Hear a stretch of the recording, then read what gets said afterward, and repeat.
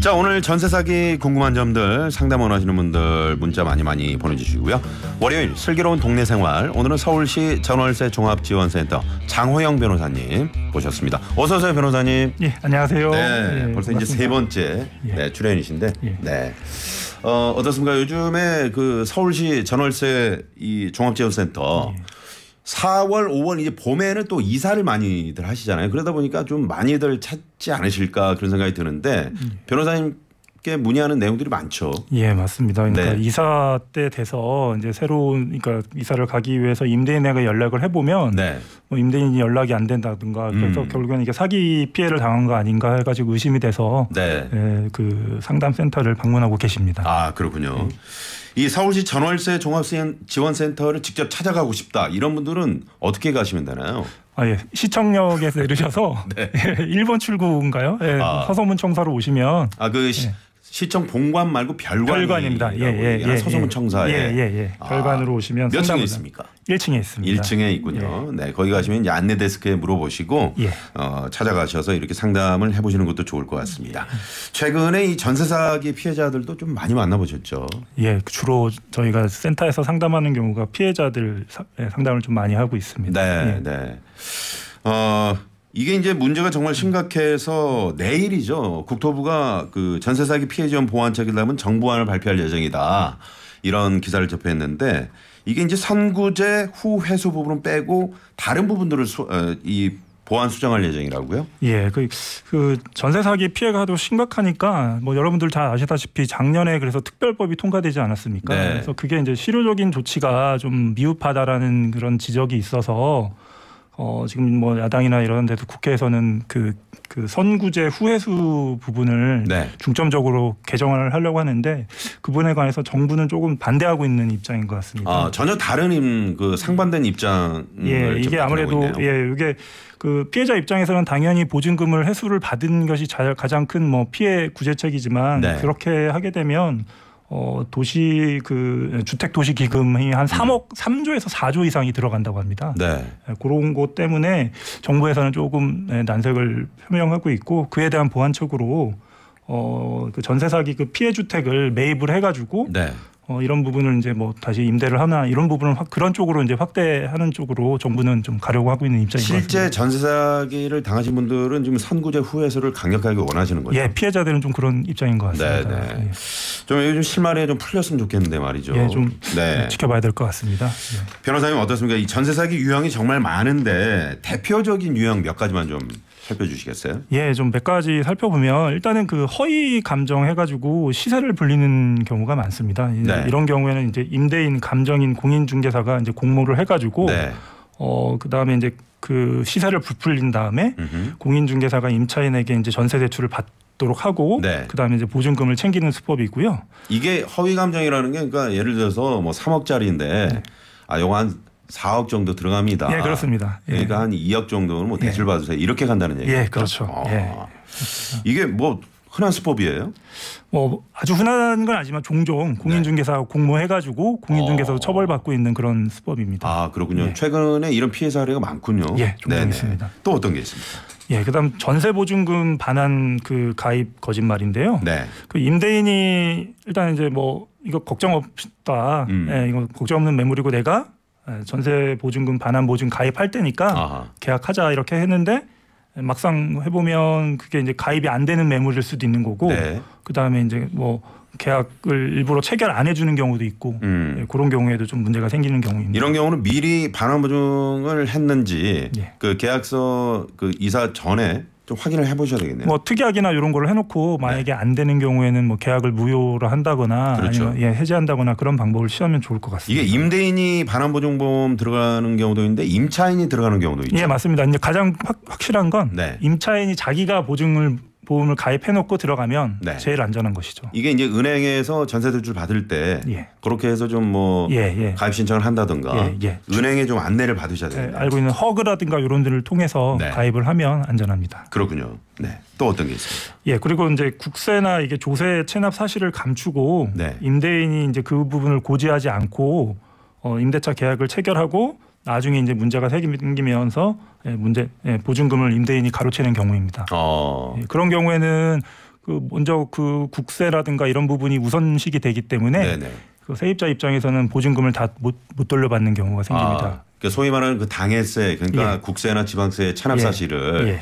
이게 최근에 그 전세 계약할 때 공인중개사에서 이거를 좀 알려주도록 그렇게 최근에 법이 좀 바뀐 걸로 그렇게 저는 알고 있는데 어떻습니까? 예, 이게 아마 그 공인중개사의 책임이 조금 강화되고 있는 입장입니다. 그래서 이 부분을 고지 의무를 하고 그리고 이런 거에 대해서 성실하게 의무 이행 안 하게 되면 나중에 네. 세입자들로부터 손해배상 청구를 당하거나 그런 경우가 종종 있습니다. 예. 이 압류가 되면은 등기부등본상에 이게 노출이 되는데 체납 사실은 그게 나오지 않습니까? 예, 체납 사실은 나오진 않고 국세청에 네네. 확인해 보면 예. 알 수 있습니다. 그렇군요. 이런 부분들도 좀 잘 꼼꼼히 기억을 해두셨다가 이 뭐 세금 관련해서 이런 것으로 또 피해를 보시면 안 되겠죠. 예. 네, 또 어떤? 예, 마지막으로 계약 후 이제 바지 임대인으로 바꿔치기인데요. 바지 임대인이요. 예. 그러니까 이게 임대인이 주택 가격에서 선순위 권리를 뺀 나머지 금액만큼 네. 임차인에게 보증금을 받고 그러니까 이제 임대인 새로운 양수인에게 주택 소유권을 이전해서 네. 그 다음에 이제 계약상의 그 임차 보증금 반환 채무를 면탈하는 수법인데 네. 대부분의 그 새로운 그 바지 임대인은 조금 뭐 신용이 불량하거나 네. 당장 생활이 어려운 분들을 이렇게 유혹해가지고 일정 금원을 받고 명의만 빌려주는 겁니다. 이런 게 있어요? 예, 이런 경우 많고 나중에 이제 그 새로운 임대인이 보증금 반환 의무를 지게 되는데 그분은 이제 그 사람은 재산이 없거나 네네네. 거의 명의만 빌려주는 사람이기 때문에 네. 그 사람부터 돈을 받을 수가 없는 경우죠. 보통 이제 전세 계약 2년이잖아요. 예. 그 사이에 사실 임차인들이 뭐 등기부등본을 다시 떼본다든가 이런 경우가 거의 없기 때문에 예. 이렇게 해서 집주인이 바지 임대인을 이렇게 계약 체결해서 한다, 예. 면탈한다, 채무를 면탈한다. 그런 경우도 종종 있습니다. 예. 이런 경우는 어떻게 좀 피해를 막을 수 있을까요? 사실은 이런 부분은 바로 뭐 알게 된 경우에는 네. 뭐 이의 제기를 해가지고 나는 양수받는 거를 원하지 않겠다, 계약하겠다 이제 이렇게 이제 요구할 수도 있는 경우가 있는데 네. 사실상으로는 양수인이 뭐 새로 이렇게 그 양수 받는 거를 네. 임대인 입장에서는 뭐 막을 수 있는 방법은 사실은 현실적으로는 별로 없습니다. 예. 그리고 좀 상당히 안타까운 예. 네, 사례네요. 예. 네, 그렇군요. 6520번님이 우리 딸이 결혼을 하는데요. 빌라를 산다고 합니다. 전세 사기도 그렇고 사는데도 사기가 있다는데 어떤 점을 조심하고 살 때 어떻게 해야 되는지 궁금합니다.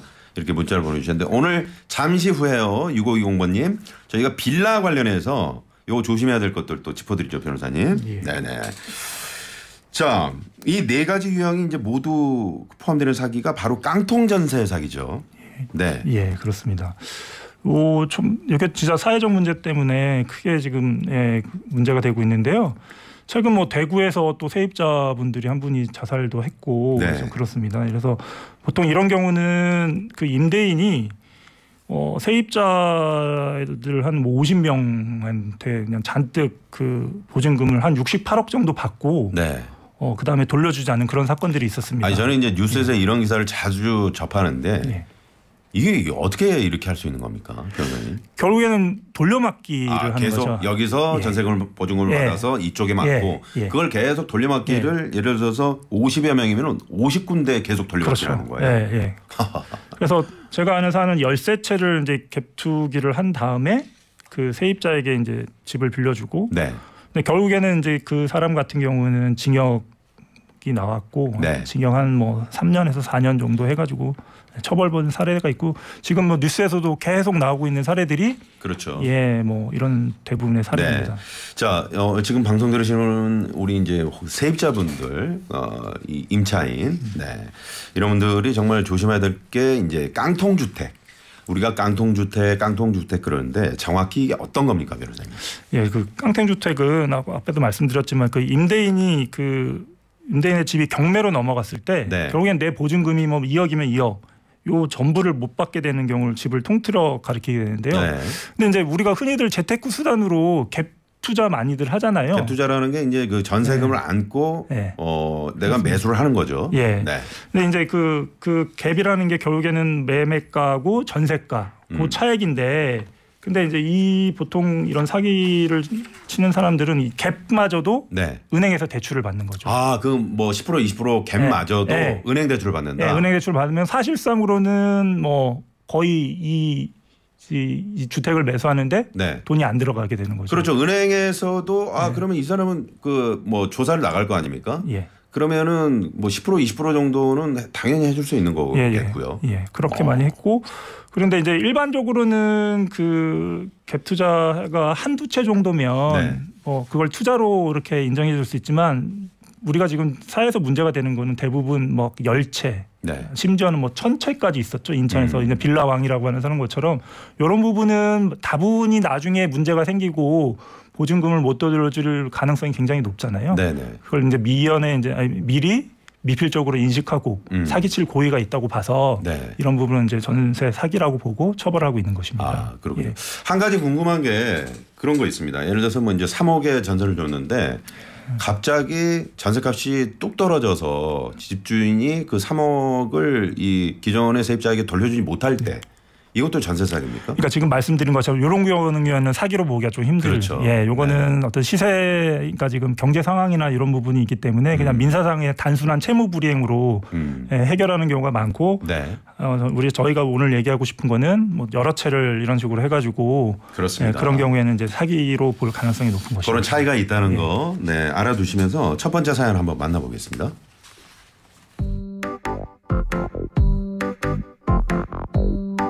안녕하세요. 30대 사회 초년생입니다. 저는 부동산 컨설팅 업체 직원이 인터넷에 올린 전세 매물 광고를 보고 이사 비용 300만 원을 지원받고 세입자가 잘 구해지지 않던 신축 빌라를 시세보다 비싼 2억 4,900만 원의 전세 계약을 체결하게 됐습니다. 이 빌라는 전세 계약 체결 후 새로운 바지 임대인에게 소유권 이전이 이루어졌는데 새 임대인의 세금 체납으로 빌라가 압류되면서 저는 전세 보증금을 돌려받지 못하고 있습니다. 어떻게 하면 좋을까요? 이렇게 사연을 보내주셨습니다. 지금 2억 4,900만 원 전세 계약했는데 중간에 지금 그 집주인이 바뀐 거죠. 예. 근데 집주인이 바지 임대인. 예. 저희가 아까 시작하면서 짚어드린 그런 케이스인 것 같은데요. 예, 그 케이스랑 유사합니다. 네. 예. 그래서 이런 깡통 주택이 좀 위험한 이유가요.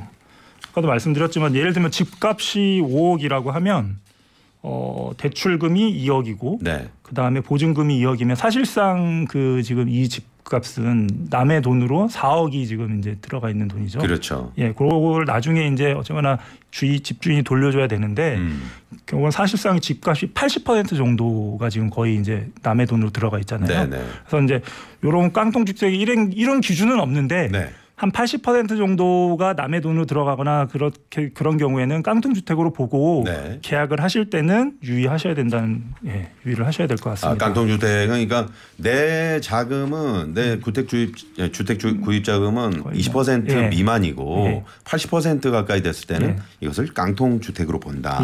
그런 말씀이신 거죠. 이게 뭐 법에 규정돼 있는 건 아니지만 사실상 그 정도 선에서 좀 계산을 하시면 된다는 차원에서 말씀드리는 겁니다. 보통 이제 그 들어갈 때 세입자분들이 그 공인중개사 부동산 쪽에 대출이 얼마나 있는지 이런 것들을 좀 꼼꼼히 잘 따져보셔야 되겠죠. 예, 그렇습니다. 그렇게 꼭 따져보시고 그리고 임대인도 직접 만나서 그런 것도 물어볼 필요도 있습니다. 네네. 예를 들어서 그 대출금이 있다. 주택을 구입할 때 집주인의 그런 경우는 그리고 뭐 기본 중에 기본이지만 뭐 제가 여기 나와서 매번 말씀드리는 등기부등본을 반드시 확인하고 확인하셔야 되겠죠. 그 부분이 그 근저당이나 이런 부분이 압류가 돼 있는지 그 부분을 반드시 확인을 해보고 들어가셔야 됩니다. 그리고 그 잔금 날짜에 이삿날 바로 그 10분 전이라도 반드시 그 인터넷 등기소 들어가셔가지고 그걸 확인할 수 있는 거죠. 맞습니다. 이게 사회자님도 이제 법률 전문가가 거의 되신 것 같은데요.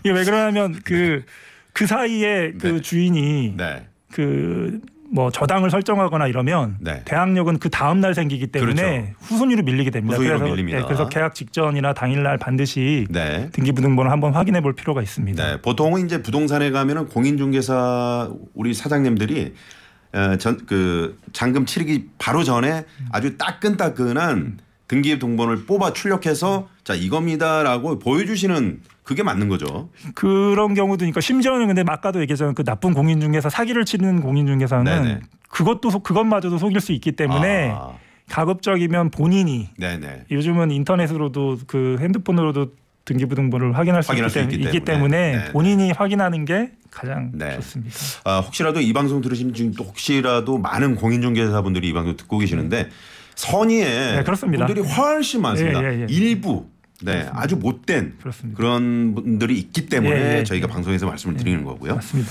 자, 변호사님, 이 깡통 전세를 좀 사기당하지 않기 위해서 예방법 몇 개만 좀 그래서 일단은 그 시세를 가장 먼저 확인하는 게 제일 중요한데요. 그래서 그 지금 국토교통부 실거래가 공개 시스템이나 KB 부동산 이런 데 들어가서 집값을 직접 확인해 보신 다음에 예를 들면 이제 보증금이 2억인데 집값이 2억 2천만 원이다. 이런 경우에는 거의 집을 피하시는 게 그렇죠. 그러니까 시세 확인이 중요합니다. 이 집의 시세가 2억 2천인데 전세 보증금이 2억이다. 이게 나중에 문제가 돼서 이제 경매가 되거나 이런 경우에는 이게 지금 시세가 2억 2천이면 경매되면 이 시세 대금이 한 70에서 80%로 낙찰이 되거든요. 그렇죠. 그러면 사실상 2억이면 보증금을 다 못 돌려받는 경우도 많죠. 그렇기 때문에 시세 확인은 하셔야 됩니다. 이렇게 많이 들어가신 분들이 많나요?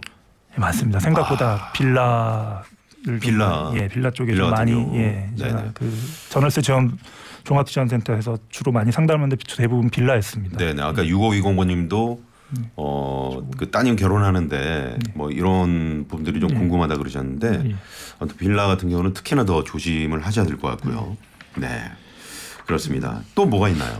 그리고 또 이거는 이제 결국에 임대인을 말을 좀 함부로 믿어서는 안 되는데 결국에는 그 임대인이나 이렇게 전세 사기를 치는 분들은 이제 작정하고 대놓고 이제 사기를 치겠다고 하는 경우가 많습니다. 그래서 경제력을 과시한다든지 아니면 뭐 TV 출연했다든지 아니면 자기가 뭐 부자라든지 하든 이런 걸 하는데 그런 부분은 절대 믿지 마셔야 되는 거고 본인이 확인하시고 등기부등본 확인해 보시고 그리고 여러 공인중개사 업체를 좀 들릴 필요가 있습니다. 여러 군데를. 그래서 그 매물이 어떤 건지 그런 거를 좀 여러 공인중개사의 얘기를 들어보면 좀 문제가 있을 수 있다라는 걸 들을 수 있습니다. 그렇습니다. 좀 발품을 파셔야 돼요. 뭐 한 군데만 이렇게 맹신해서 그렇게 다니실 필요 없고 부동산이 뭐 세상 많이 있잖아요. 그렇습니다. 가셔가지고 몇 군데만 좀 둘러보셔도 괜찮을 것 같은데 TV 출연했다고 자기가 뭐 그렇게 과시하는 사람이 있나 보죠? 가끔. 야, 이건 좀 웃기기도 하고 좀 어이가 없네요. 자, 또 뭐가 있습니까? 마지막으로는 그 전세 보증금 반환 보증을 가입을 하는 겁니다. 아까 말씀드렸던 뭐 허그라든가 이런. 그래서 그걸 해놓으면 나중에 임대인이 못 주더라도 허그를 통해서 보증금을 돌려받을 수 있기 때문에 이제 최후의 그 마지막 장치라고 생각하시고 전세 보증금이 가입이 되는 집을 선택해서 들어가시기를 추천드립니다. 그러면 이제 만약에 집주인한테 못 받았어요. 이 보증보험을 통해서 이제 나는 받았을 때 그러면 이 보증보험 회사가 집주인을 상대로 구상권을 청구합니까? 맞습니다. 그렇군요. 근데 그것도 지금 워낙 사기가 심해가지고 그 해수율이 굉장히 좀 적다고 지금 그런 뉴스를 접한 것 같습니다. 그래요? 자, 또 임대인이 보증금을 안 돌려주고 이제 연락도 안 되는 경우 그런 경우가 좀 주변에 많이 들리는 것 같은데 이럴 때는 어떻게 합니까? 계약 종료를 어떻게 할 수가 있는 겁니까? 제가 이것도 지금 상담을 많이 받고 있는 사안인데요. 이제 계약 종료가 되면 임차인 입장에서는 계속 살지 아니면 뭐 집을 나갈지 해서 그거를 이제 주인을 통해서 연락을 해보면 말 그대로 정말 연락이 안 되는 경우가 많습니다. 카톡도 안 받고 전화도 안 받고. 그럼 연락 안 되면 어떻게 해야 되는 거예요? 그래서 근데 이제 나중에 이제 보증금을 회수하거나 소송을 하거나 이러기 위해서는 계약이 일단 종료되고 해지를 해야 되는데 연락이 안 되면 결국에는 이 법원을 이용할 수밖에 없는데요. 그 법원의 제도가 의사표시 공시송달 신청이라는 게 있습니다. 이게 뭐냐면 그 법원에서 통지서를 보관을 하고 그 취지를 공고를 하면 그리고 임대인에게 계약 종료가 통지된 것으로 이제 도달 간주한 것입니다. 그러니까 그 임대인한테 그 송달이 안 되더라도 이렇게 공시를 통해서 할 수 있다. 그런 말씀이시죠. 공시를 해가지고 이제 계약이 해지가 됐고, 그 다음에 계약이 해지되면 그 다음에 이제 다음 순서로 나갈 수가 있는 것입니다. 일단은 계약이 해지가 돼야지만 뭐라도 할 수 있으니까요. 이거 그 계약 종료할 때 몇 달 전, 그러니까 소위 그 계약 기간이 있잖아요. 그 몇 달 전까지 통지를 하면 됩니까? 보통 6개월에서 예. 네. 그 사이에 이제 종료 한 1개월, 2개월 사이까지 하시면 됩니다. 6개월에서 한 달이나 2달 그 사이에. 예. 왜냐하면 재계약 이렇게 묵시적 갱신을 막기 위해서는 그렇게 이제 그 사이를 두고 그 사이에 하시는 것이 좋습니다. 네. 좀 전에 그 묵시적 갱신 말씀하셨는데 이렇게 뭐 그 계약 묵시적 갱신이나 또 계약 갱신이 됐을 때 해제할 수 있는 그런 방법은 어떤 겁니까? 그런 경우에는 계속해서 임차인 같은 경우에는 3개월이 그 통지받은 날로부터 그러니까 계약 갱신 해제를 할 수 있는데요. 네. 임대인이 통지받은 3개월 이후부터 이제 해지가 가능하기 때문에 묵시적 갱신이 되더라도 언제든지 나갈 의향이 있으면 해지를 하면 3개월 있다 효력이 발생을 합니다. 네, 3개월 지나야 효력 발생하기 때문에 이제 3개월 후에 보증금 만원할 수 있는 거죠. 그렇습니다. 네, 그렇군요. 네. 만약에 보증보험에 가입하지 않았어요. 그럼 보증금을 한 푼도 못 돌려받습니까? 네, 이게 가장 안타까운 경우인데요. 네, 일단은 뭐 경매가 되면 경락 대금 그 순위 배당 순위대로 받고. 결국에는 그것만 마저 못 받으면 이제 그 보증보험에서 받아야 되는데 보증보험에서도 보증보험을 가입 안 했다면 결국에는 받을 길이 없게 됩니다. 그래서 이 보증보험을 어떻게 해서든지 반드시 가입을 하셔야 되고 그런 경우도 있습니까? 아파트 같은 경우는 보증보험 회사에서 이 가입을 승인해 주는데 예를 들면 빌라나 좀 우리가 받기 어려울 것 같다 하면은 가입을 거절하는 경우도 있습니까? 예, 그런 경우 종종 있고 그래서 그게 그 대상이 되는지는 허그나 이런 데다가 문의를 해보고 대상이 되는지 확인을 하고 계약을 하시는 것이 좋습니다. 자, 만약에 허그에 확인했는데 안 된다 했을 때는 그 집은 피하는 것이 좋습니다. 피하는 게 좋습니다, 여러분. 아시겠죠? 네, 그 집은 피하는 게 좋다. 요거 오늘 띵동댕 반짝 퀴즈 시간이 돌아왔습니다. 네. 자, 반짝 퀴즈는 오늘 우리 장호영 변호사님과 지금 전세 사기 관련해서 쭉 말씀을 드렸는데 답이 다 지금 나왔어요, 사실은. 그렇습니다. 네. 왜요? 예. 한번 직접 문제가 너무 쉬운 거 네네. 요거 그럼 직접 한번 내주시겠어요, 변호사님이? 제가 한번 내보겠습니다. 네네. 자, 변호사님 장호영 변호사님이 내주시는 반짝 퀴즈입니다. 잘 들어보십시오. 네, 주세요. 깡통 전세는 주택담보대출 대금과 전세금을 합한 금액이 집값의 80%를 넘는 경우이다. O일까요, X일까요? O일까요, X일까요? 야, 지금 순간 애드리블을 또 하셨어요. 맞으면 O, 틀리면 X라고 대본에 있는데. 네. 자, 여기서 중요한 건 80%를 넘어서는 경우가 깡통 전세냐 아니냐 그 얘기인데 맞으면 O, 틀리면 X입니다. 자, 짧은 문자 50원, 긴 문자 100원, 샵에 0951번, TBS 앱은 무료고요. 저희가 정답 보내주신 분들 가운데 추첨을 통해서 제철 강원도 곰치 100%를 한 병에 담은 건강음료 곰취 미세차, 주식회사 다이아린에서 20K 순식물성 샴푸와 린스, 웰빙 플러스에서 하이리 클렌징 폼 드리도록 하겠습니다. 변호사님이 내주셨으니까 특별히 뭐 힌트를 드릴 필요가 있을까요? 글쎄요. 아주 방송을 끝까지 들어보시면 더 알 수 있을 것 같습니다. 그렇습니다. 그러니까 이게 지나치게 많으면 맞습니다. 그 뭐 좀 피해야 되겠죠. 이 깡통 주택을 말이죠. 네. 모두에게 열려 있는 생활 밀착형 고민 상담소. 슬기로운 서울 생활 나선홍입니다. 슬기로운 서울생활 나선홍입니다. 월요일은 슬기로운 동네생활. 오늘은 서울시 전월세 종합지원센터 장호영 변호사님과 함께 전세 사기 궁금한 점들 또 상담 원하시는 분들 저희가 문자 받아보고 있습니다. 짧은 문자 50원, 긴 문자 100원이고요. 샵에 0951번, TBS 앱은 무료고요. 전화 상담을 원하시는 분들 전화 상담이라고 적어서 보내주십시오. 전화 상담 받으시면은 내가 평소 궁금했던 것을 바로 방송을 통해서 바로 실시간 궁금증을 풀어드리고 저희가 전화 상담하신 분은 선물도 드린다는 거. 꼭 먹고 알 먹고 그렇습니다. 일석이조. 자, 많은 분들이 아까 반짝 퀴즈 우리 장 변호사님이 퀴즈 내주셨는데 정답을 오늘 거의 오답이 없는 것 같아요. 그만큼 그 퀴즈를 출제하신 분의 어떤 역량, 뭐 탁월하다 이렇게 말씀을 드릴 수 있을 것 같습니다. 9262번님이 정답은 O고요. 월세 전세를 살다가 이사 12번 하고 내 집 마련했어요. 축하드립니다. 이런 문자 받을 때가 저는 참 흐뭇합니다. 변호사님. 예, 좀. 네네. 변호사님은 내 집에 사시는 건가요? 저 전세로 살고 있습니다. 그러시군요. 혹시 뭐 변호사님 피해 보시거나 그런 일은 없겠죠. 네, 다행히 없습니다. 네. 자, 0678번님도 전세상이 너무 안타깝습니다. 제발 잘 처리되길 바라고요. 8243번님은 정답이 이거고요. 저도 한번 피해 봤습니다. 그러셨군요. 잘 해결이 되셨는지. 네.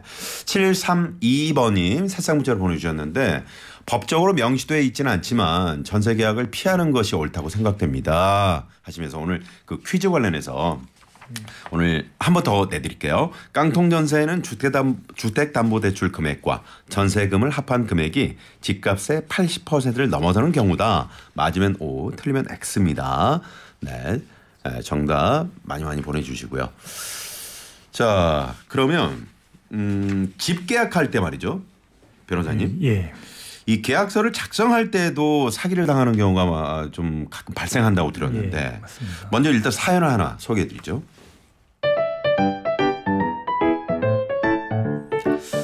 저는 경기도 안산에 사는 20대 후반의 직장인입니다. 첫 직장을 구하고 전셋집을 구하기 위해서 공인중개사를 통해서 집을 알아봤습니다.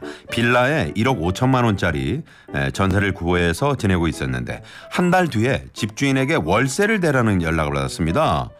알고 보니 공인중개사가 임대인에게는 월세 계약이라고 알리고 저와는 전세 계약을 맺은 후 그 사이에서 제 전세 보증금을 가로챈 것이었습니다. 이런 경우에 제 전세 보증금은 어떻게 돌려받을 수 있을까요, 변호사님? 이렇게 네. 사연이 왔는데 이게 가능합니까, 변호사님? 깜짝 놀랐습니다, 저도. 그러니까 지금 아까 전에도 그 사회자께서 말씀하신 대부분의 선량한 그 공인중개사님들 이런 짓은 당연히 안 하고요. 네네. 예, 근데 이제 다만 좀 문제가 되는 그 현실에서 이런저런 케이스 중에 하나이고요. 네. 여기서 이제 그 공인중개사가 임대인의 이제 대리인으로 이제 계약을 하러 나온 경우거든요. 네. 이제 이런 경우에는 이제 공인중개사가 세입자와 그 세입자로부터 보증금을 받고 전세 계약을 체결하고. 네. 근데 이제 임대인에게는 보증금 얼마에 월세를 계약했다고 또 거짓말을 해요. 예, 이제 그래가지고 이렇게 발생하면 그 발생한 뭐 보증금 차액 같은 경우를 네. 공인중개사가 이제 빼돌리는 것이죠. 네, 그래서 공인중개사가 임대인하고 세입자를 모두 이제 속이는 경우가 종종 발생하고 있습니다. 그렇군요. 네, 이런 경우에는 결국에는 그 뭐 공인중개사라고 칭한 그런 뭐 칭할 경우 그런 경우에는 네. 나중에 이제 형사 고소를 해가지고 사기죄로 처벌받거나 네, 당연히 받아야 되겠죠. 그리고 나중에는 공인중개사 그분을 상대로 뭐 인사소송 통해서 손해배상을 구하거나 아니면 또 이제 보증보험 그런 부분을 통해서 해결하는 경우도 있습니다. 그 공인중개사 시험을 통해서 공인중개사 자격을 이제 획득하신 분이 뭐 다 그렇잖아요. 네.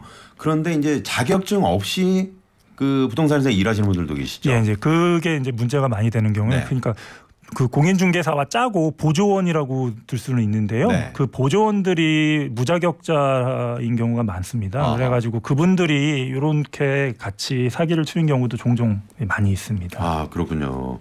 이게 저 사회 초년생인데 이런 일을 닥치다 보니까 얼마나 지금 마음에 그 상처가 크겠습니까? 이런 일들이 실제로도 이렇게 많이 발생하는군요. 예, 좀 많이 발생하고 있습니다. 네네네. 이런 불상사를 막기 위해서 어떻게 좀 예방을 좀 해야 될까요? 예, 일단은 그 공인중개사 업자가 맞는지를 좀 사전에 확인할 필요가 있는데요. 네. 예, 그래서 그 부분은 그 우리가 이제 국가 공간 정보 포털이라고 해서 국가 공간 정보 포털 예, 거기에 들어가서 네. 확인할 수가 있습니다. 그래서 부동산 그 중개업을 하고 있는 지역과 사무소 상호, 네. 공인중개사 이름 전화번호들을 입력하면 그게 실제 있는지를 좀 확인할 수 있고요. 네. 그리고 이제 우리가 일반적으로 그 공인중개사 가게 되면 그 보증보험을 가입을 해주는데요.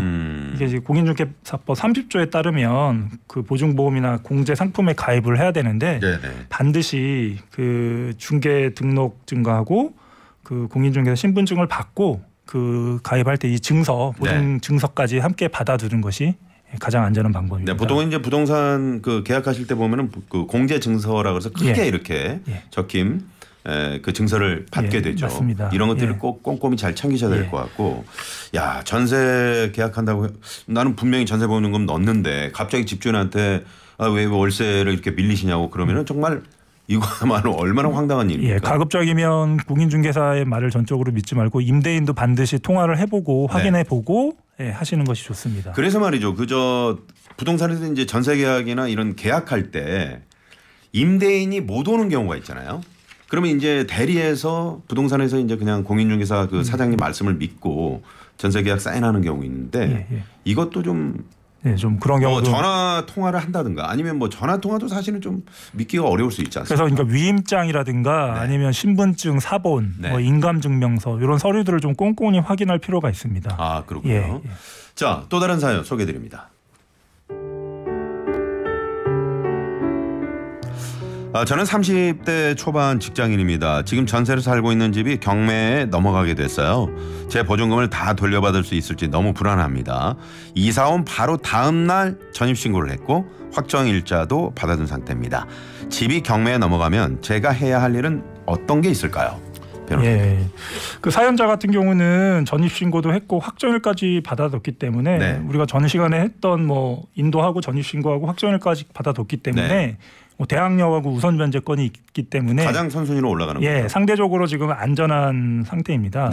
그런데 이제 어쨌거나 경매가 시작이 되면 법원에서 하여튼 뭐 문서가 날라옵니다. 그래서 제가 변호사로서 말씀드리고 싶은 거는 법원에서 날라오는 문서는 반드시 꼼꼼히 확인해보고 끝까지 다 읽어보고 모르면 전문가에게 어떤 의미인 건지 확인하는 것이 필요합니다. 왜 그러냐면 이 경매에 넘어가게 되면 이제 경매 고지를 하게 되는데 거기에 절차 안내가 있습니다. 그래서 그 절차 안내를 꼼꼼히 확인해 보시고 확인할 필요가 있습니다. 그리고 이제 경매 절차가 진행이 되면 결국에는 보증금을 그 낙찰 대금에서 이제 받게 되는데요. 그러려면 이제 그 경매 낙찰 기일이라든가 이런 데 가가지고 배당 요구를 하셔야 됩니다. 배당 요구. 그래서 그럼 그 배당 직접 내가 법원에 가서 배당 요구를 해야 서류로 접수를 해가지고 그 내가 보증금이 얼마이다 이런 걸 신고를 하면 그 순위에 따라서 이제 보증금을 받게 되는 것입니다. 그래서 반드시 배당 요구 절차를 거쳐야 되는 것이고 그런 과정들이 법원이 많이 그 서류에 나와 있기 때문에 꼭 확인하시고 모르시면 법원이나 아니면 뭐 저희 지금 제가 일하고 있는 전월세 종합지원센터 이런 데도 연락을 주셔서 꼭 확인하고 이게 저 세입자 입장에서는 엄청나게 불안한 상황이거든요. 왜냐하면 내가 살고 있는 집이 경매로 넘어가는데 말이죠. 이런 경우 예를 들어서 뭐 100% 그 낙찰이 100% 정도 제대로 그 시세에 맞게 됐다면 모르는데 예를 들어서 이 전셋집이 낙찰 대금이 전세금보다 더 적다. 예를 들어서 3억에 내 전세 들어가 있는데 뭐 2억 5천에 낙찰이 됐다. 이런 경우도 있습니까? 그런 경우도 있습니다. 이럴 때 어떻게 해야 됩니까? 이런 경우 안타깝게도 그 전액을 못 받는 경우가 있는데요. 그래서 임차인 같은 경우는 지금 우리 사연자 같은 경우는 임차인은 경락인에게 이제 보증금 잔액을 달라고 계속 요구할 수도 있고. 그러니까 그 낙찰받은 경락인에게 나머지 5천만 원을 달라 이렇게 요구할 수 있는 건가요? 요구할 수 있습니다. 선순위라면. 그렇군요. 그리고 잔액을 받을 때까지 계속 존속을 주장하면서 전셋집에서 계속 살 수도 있습니다. 그리고 나가지 않고요. 나가지 않고 그런 방법으로 구제를 좀 받을 수가 있습니다. 자, 그런 방법들이 있습니다만은 사실 경매로 내가 사는 집이 넘어간다는 게 상당히 지금 뭐 불안하기도 하고 지금 있어서는 안 될 상황이죠. 그렇습니다.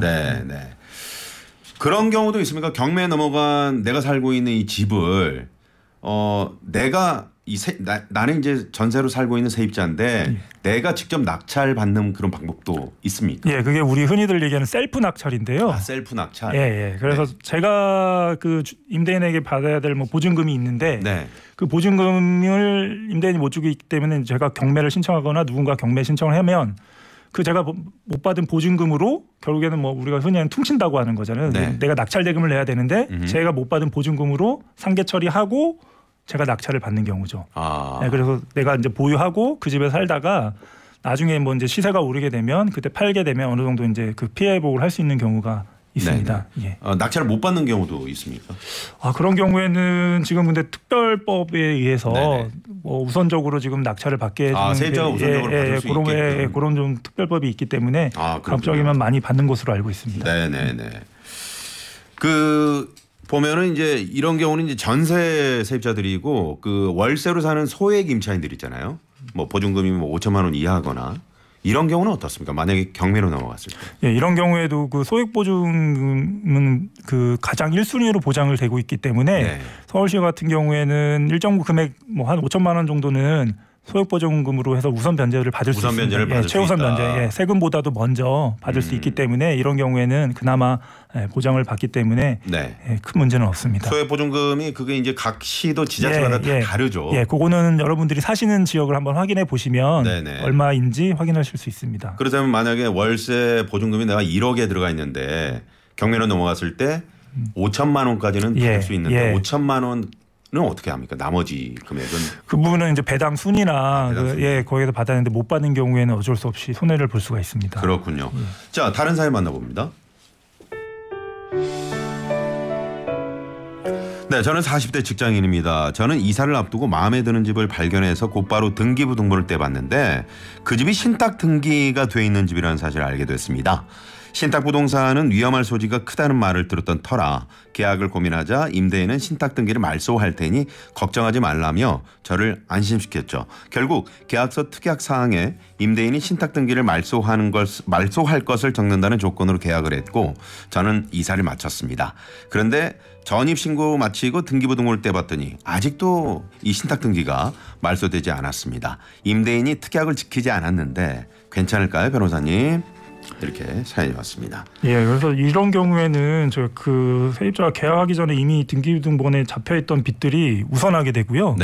그런 경우에 이제 보증금을 회수하지 못하게 될 위험이 있기 때문에 그리고 또 이제 이런 특약을 지키지 않았기 때문에 계약 자체가 취소되거나 무효가 될 수는 있습니다. 그러니까 아예 특약 사항에 반드시 꼼꼼히 이런 것들을 잘 적어놔야 되겠고요. 그렇습니다. 그리고 나서 바로 확인도 하셔야 되고 만약 그렇지 않았을 때는 계약 자체를 무효로 할 수 있다고요?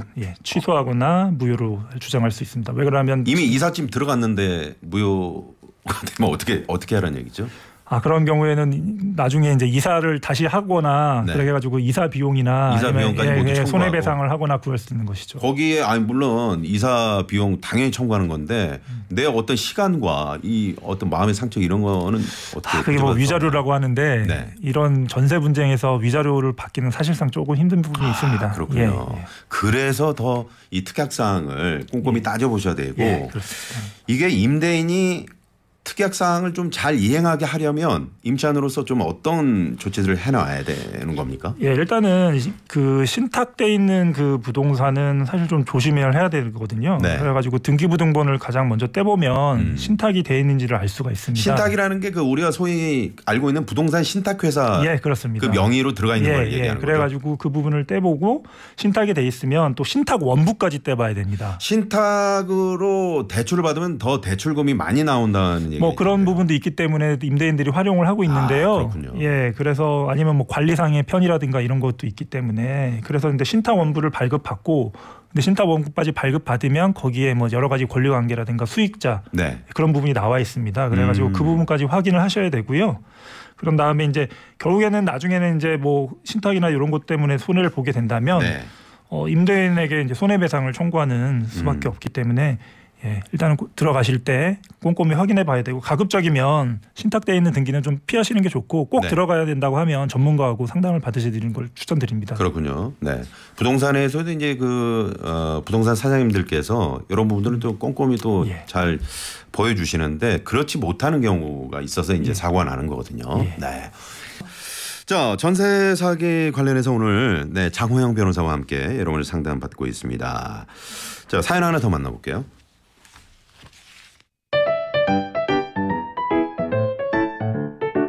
저는 40대 전세 세입자입니다. 어느 날 집주인이 대출을 받아야 하는데 잠시 집에서 전출해 줄 수 있냐는 전화를 받았습니다. 저는 별 문제가 없을 거라 판단해서 임대인이 대출 받는 날 잠깐 전출하고 다시 전입신고를 했습니다. 그런데 이후 제가 전세자금 대출을 연장하려고 하자 은행에서 대출 연장을 거절당했습니다. 전출 신고를 한 게 왜 문제가 된 건지 궁금합니다. 이런 사연입니다. 예, 이게 지금 마음 약한 세입자들은 네. 임대인이 해달라고 하면 또 이렇게 해주는 경우가 있는데요. 이거 왜 전출을 해달라는 거죠?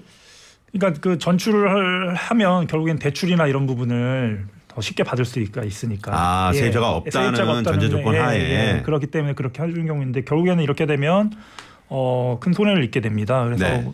전출을 하게 되면 대항력이 그때부터 이제 없어지게 되고요. 그러면 이제 선순위에서 완전히 사라지게 되는 거죠. 그러니까 이런 경우에는 그 절대 해주시면 안 됩니다. 네네, 절대 해주시면 안 됩니다. 네. 그럼에도 불구하고 또 해주신 분들이 계시니까 그게 문제입니다. 네. 절대 해주시면 안 됩니다. 네. 자, 전세 사기 관련해서 이제 그 법안이 국회에 지금 올라와 있는데 우리 변호사님 좀 개인적인 의견이나 꼭 이게 좀 당겼으면 하는 실천 방안 어떤 게 있을까요, 변호사님? 예, 뭐 저는 그 지금 특별법을 지금 그 피해자들은 그 구체적인 금액을 좀 요구하고 있는 입장인데요. 네네. 근데 그 구체적인 금액보다는 사실은 그렇게 되면 다른 사기 피해자하고 좀 형평성의 문제가 생기기 때문에 네. 가급적이면 그 여러 피해자들이 그 회복을 받을 수 있게끔 주택을 뭐 그 계속적으로 임대를 해준다던가 네네. 아니면 뭐 세제 혜택이나 이런 부분 쪽으로 가는 것이 좀 타당하지 않나 싶습니다. 그렇군요. 네. 그리고 이 전세 사기 피해 입었을 때 지원받을 수 있는 곳 어디로 찾아가서 이렇게 해야 되는지 또 모르시는 분들을 위해서 좀 소개를 해 주실까요? 그러니까 시나 도청 이런 데 가시면 되고요. 서울은 구청에 그런 센터가 마련돼 있고요. 네. 그리고 또 제가 지금 일하고 있는 서울시 전월세 종합시설센터에서도 네. 할 수 있고 지금 피해자 신고는 또 온라인으로도 할 수가 있게 됐습니다. 4월 네. 달부터. 그래서 온라인으로요? 예, 전세 사기 피해자 지원 관리 시스템이라고 해서 거기에서 이제 들어가셔서 온라인으로 신청할 수 있습니다. 네네. 서울시 전월세 종합지원센터 여기 가시면 이제 우리 장호영 변호사님은 일주일에 한두 번 정도 가 계시니까 또 직접 이렇게 만나실 수도 있겠네요. 예. 네. 꼼꼼히 또 잘 해결해 주실 것 같고요. 자, 그러면 여기서 깜짝 퀴즈 저희가 내드렸는데 선물 받으실 분, 네, 일단 정답을 발표를 해야 되겠죠. 자, 오늘 깜짝 퀴즈. 반짝 퀴즈죠. 네, 깜짝 퀴즈 아니고요. 네, 자, 깡통 전세는 주택담보대출 금액과 전세금을 합한 금액이 집값의 80%를 넘어서는 경우다. 맞으면 O, 틀리면 X인데요.